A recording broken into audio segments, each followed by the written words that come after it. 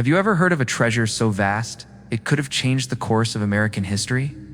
A fortune that vanished into thin air, leaving behind a trail of whispers, secrets, a mystery that has baffled historians and treasure hunters for over 150 years. This is the story of the Lost Confederate Gold. It's April 1865. The American Civil War is breathing its last. Fiery breaths, Richmond, the capital of the Confederacy, has fallen. As Union soldiers march into the city, Confederate President Jefferson Davis makes a desperate escape, but he doesn't leave empty-handed. With him is a train loaded with the entire remaining treasury of the Confederacy. We're talking millions of dollars in gold, silver, and jewels, a staggering fortune, even by today's standards. This treasure was the last hope for the South. It was meant to fund a new government, perhaps even to reignite the war from exile. The train carrying this immense wealth chugged south from Richmond, a moving target in a country torn apart. Davis and his cabinet were on the run, guarded by a small contingent of loyal soldiers.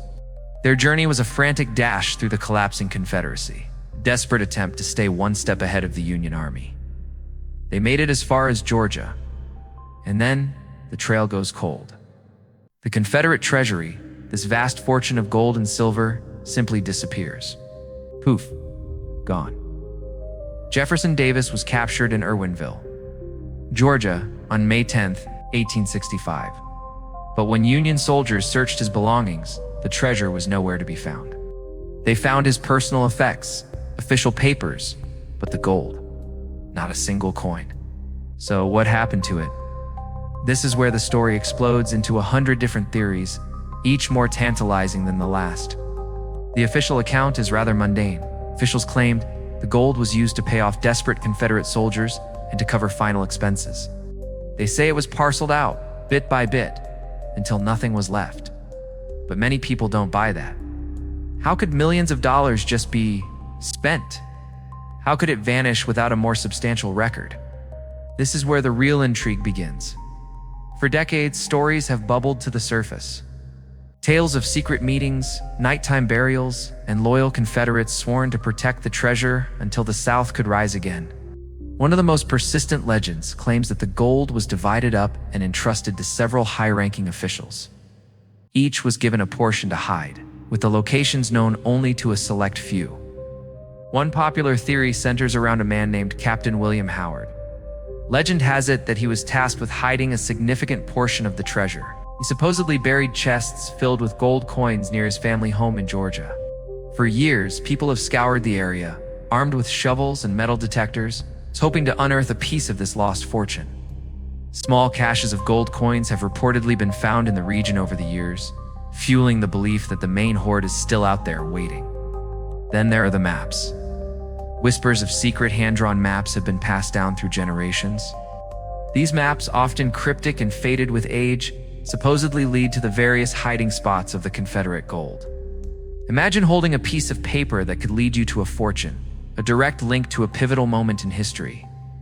Treasure hunters have paid thousands for these maps, chasing clues through dense forests and forgotten farmlands. Are they genuine, or just elaborate hoaxes designed to prey on the hopeful? The mystery doesn't just stay on land. One of the most fascinating and modern theories takes us to the cold, deep waters of Lake Michigan. Yes, you heard that right. Lake Michigan, hundreds of miles north of where the Confederacy fell. This theory sounds crazy at first, but it has some surprisingly compelling proponents. It starts with a deathbed confession. In the 1930s, a lighthouse keeper in Michigan supposedly confessed that he was part of a secret plot after the war. He claimed that a group of Confederate conspirators managed to smuggle a boxcar full of gold bullion north. Their plan was to use it to fund a second rebellion. The boxcar was loaded onto a ferry to be transported across Lake Michigan, but a fierce storm hit. To save the ship, the crew had no choice but to push the incredibly heavy boxcar overboard. It plunged into the depths, taking the Confederate dream with it.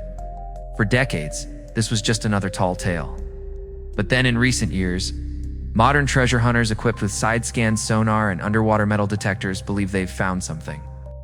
They've identified what appears to be a boxcar lying on the lake bed, right where the story says it should be. They've even detected large amounts of what they believe to be gold. The problem? It's in deep, treacherous water, and salvaging it would be a massive, expensive undertaking. Not to mention the legal battles over who it belongs to. The government. The descendants of the Confederacy? The treasure hunters themselves? So we're left with a web of possibilities. Was the treasure simply paid out to soldiers, dissolving into the economy of a broken nation? What? Was it looted by bandits or opportunistic soldiers along its frantic journey south? Or was it carefully hidden by a secret society of Confederate loyalists, a network sworn to secrecy, waiting for a signal that never came? Is it buried in the red clay of Georgia, or resting at the bottom of a freezing northern lake? The story of the Lost Confederate Gold is more than just a treasure hunt. It's a window into the final chaotic days of the Civil War. It's a story of desperation, loyalty, and enduring mystery. It captures our imagination because it represents a tangible what if. What if the South had managed to hold on to its fortune? Could it have changed the aftermath of the war? The treasure's true fate may never be known for certain. The people who knew the truth are long gone, and they may have taken their secrets to the grave.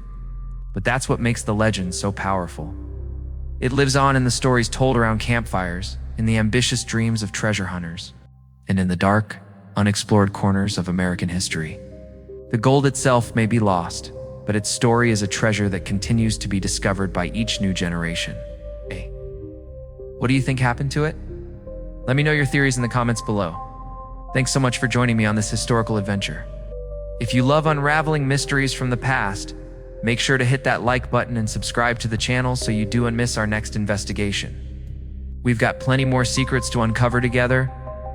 Until next time, stay curious.